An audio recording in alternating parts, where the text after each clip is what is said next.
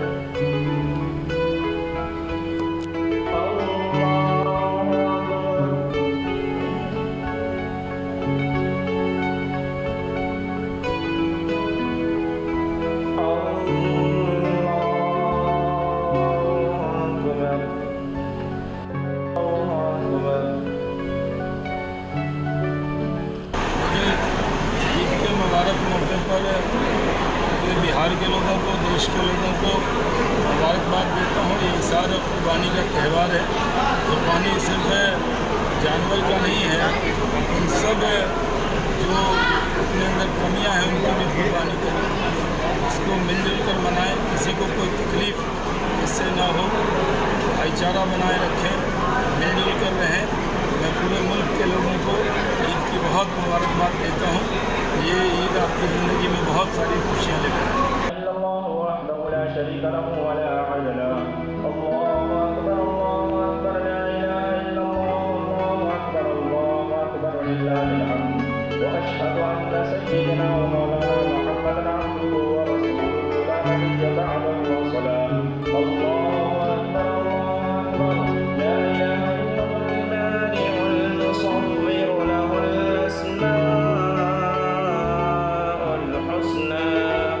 يسبح له ما في السماوات والأرض الرحمن الرحيم مالك يوم الدين। समान नागरिक संहिता पर प्रधानमंत्री मोदी की टिप्पणी का विरोध करते हुए शिरोमणि अकाली दल के नेता दलजीत सिंह चीमा ने कहा कि यह कानूनी न तो वांछनीय है और न ही व्यवहार्य है। उन्होंने कहा, शिआद की हद मत है कि यूसीसी का कार्यान्वयन देश का अल्पसंख्यक के हित में नहीं है।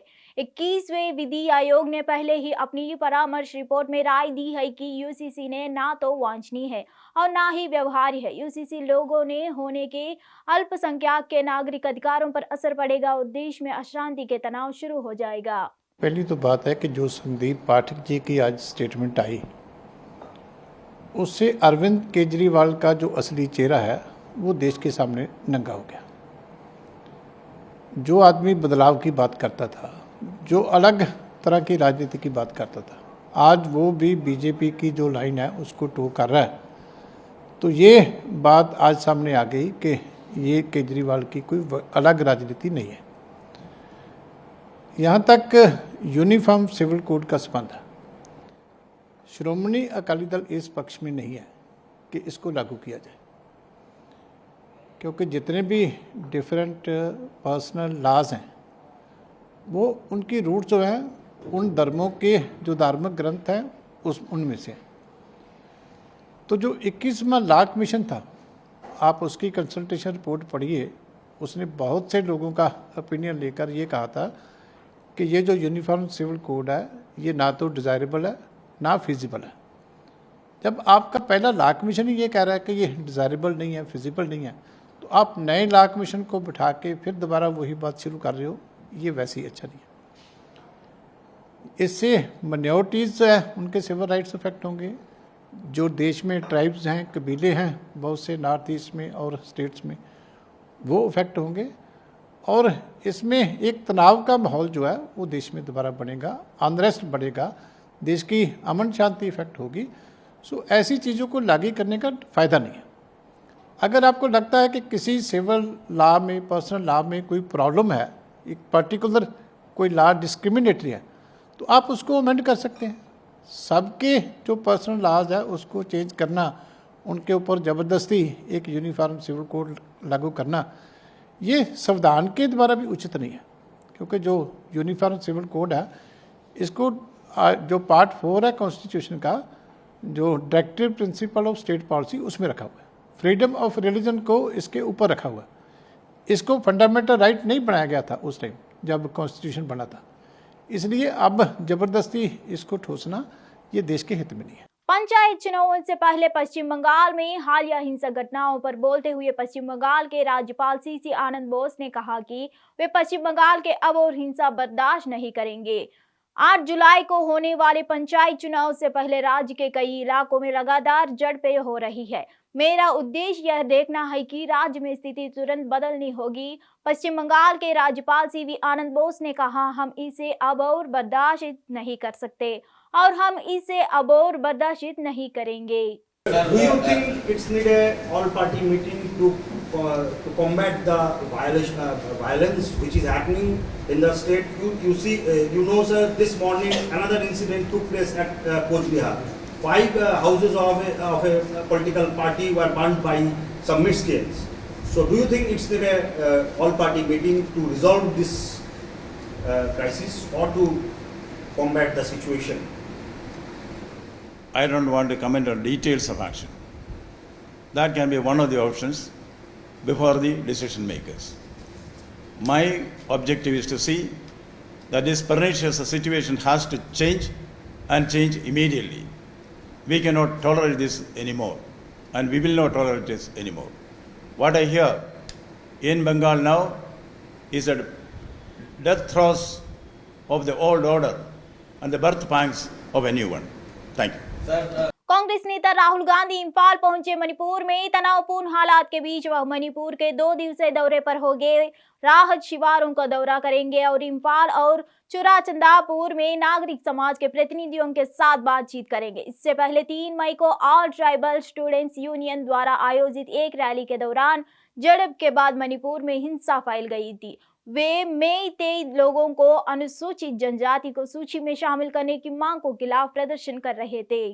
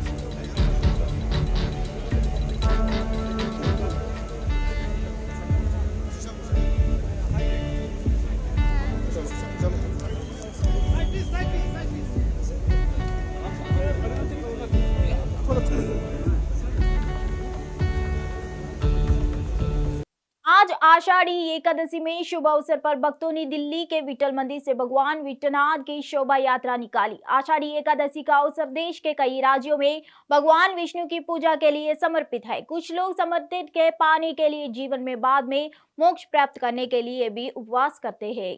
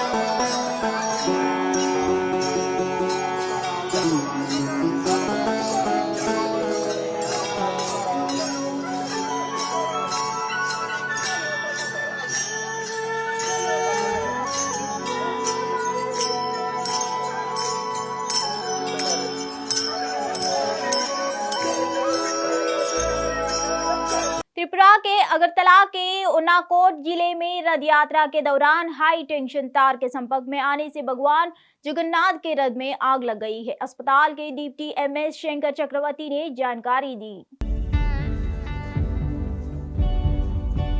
त्रिपुरा के अगरतला के उनाकोटी जिले में रथ यात्रा के दौरान हाई टेंशन तार के संपर्क में आने से भगवान जगन्नाथ के रथ में आग लग गई। अस्पताल में डिप्टी एमएस शंकर चक्रवर्ती ने जानकारी दी है। 4 पेशेंट आ गया, 4 पेशेंट आ गया और एक आ रहा है, तो उसमें 5 होगा और थोड़ा बाद में अराउंड 2-3 आवर्स बाद में और एक आएगा। टोटल 6 पेशेंट आएगा एज पर न्यूज फ्रॉम कैलाश्वर हॉस्पिटल से जो न्यूज मुझे मिला है।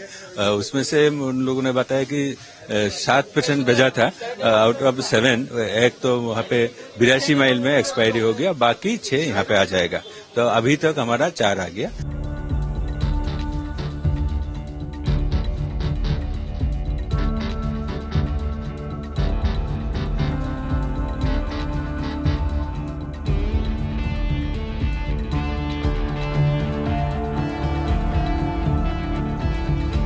अमरनाथ यात्रा के तीर्थयात्री 29 जून को श्रीनगर पहुंचे। यात्री निवास आधार शिवार के बाहर तीर्थयात्रियों को लंबी कतार देखी गई। 62 की दिवसीय श्री अमरनाथ जी यात्रा 1 जुलाई से शुरू होगी और 31 अगस्त को समाप्त होगी।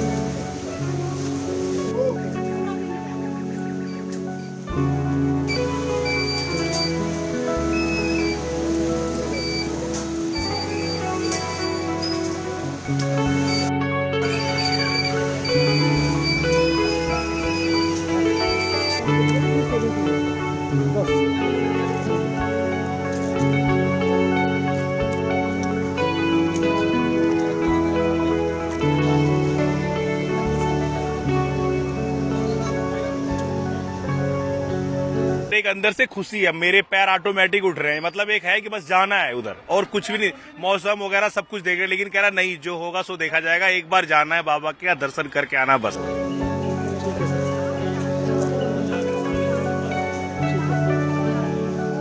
बाबा जी का जोश और बाबा जी का आशीर्वाद हर भक्त के अंदर है और रहेगा हमेशा।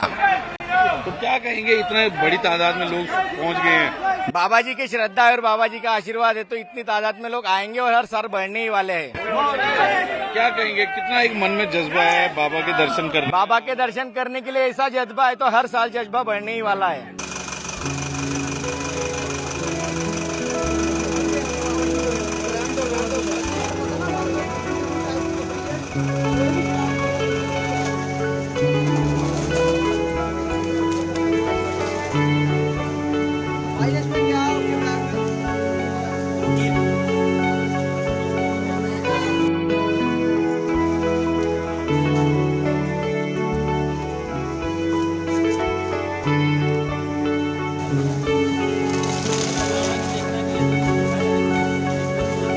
मध्य प्रदेश के मुख्यमंत्री शिवराज सिंह चौहान ने भोपाल में अधिकारियों के साथ बैठक की। यह बैठक राज्य में कानून व्यवस्था की स्थिति को लेकर आयोजित की गई थी।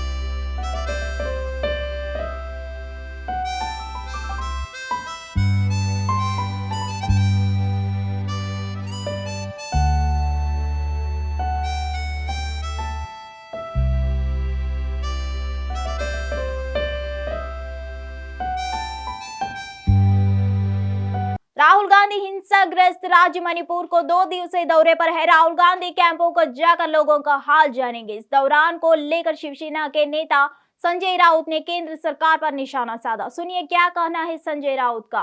राहुल गांधी मणिपुर जा रहे हैं, हालांकि हम देख रहे हैं मणिपुर कुछ दिन से चल रहा है, कई बीजेपी के नेताओं या केंद्र मंत्री भी गए। राहुल गांधी के दौरे पे आप किस तरह से देख रहे हैं? देखिए, राहुल गांधी मणिपुर में अगर जा रहे हैं तो ये अच्छी बात है। गृह मंत्री गए थे, कुछ फायदा नहीं हुआ। प्रधानमंत्री से हम उम्मीद कर रहे थे, प्रधानमंत्री ने अब तक मणिपुर का एम भी नहीं निकाला उनके मन की बात में। एक पूरा राज्य के साथ सरकार का डायलॉग पूरी तरह से खत्म हुआ, संवाद नहीं रहा, उसके मतलब वो अराजकता है। बात ऐसी है, मणिपुर की स्थिति इसलिए बिगड़ रही है कि उसमें चाइना का हस्तक्षेप है। ड्रैगन पूरी तरह से अंदर घुस गया है। मणिपुर में जो विस्फोटक शस्त्र अब है वो चाइना मेड है। सरकार ने अब तक चाइना को आँख में आँख डालकर उस बारे में कभी दम दिया है, लेकिन आप वहाँ बैठकर दम देते हैं पाकिस्तान को, पाकिस्तान के नेताओं को। घुस जाएंगे, अरे चाइना में घुसो, मणिपुर में जाइए। अगर राहुल गांधी जा रहे हैं, लोगों से डायलॉग कर रहे हैं तो अच्छी बात है। राहुल गांधी जी से हम ये भी अपील करेंगे, आने वाले दिनों में ऑल पार्टी डेलीगेशन के साथ मणिपुर जाइए और वहाँ के लोगों के साथ संवाद प्रस्तावित करिए। हम सब आपके साथ। फिर मिलेंगे अगले खबर में।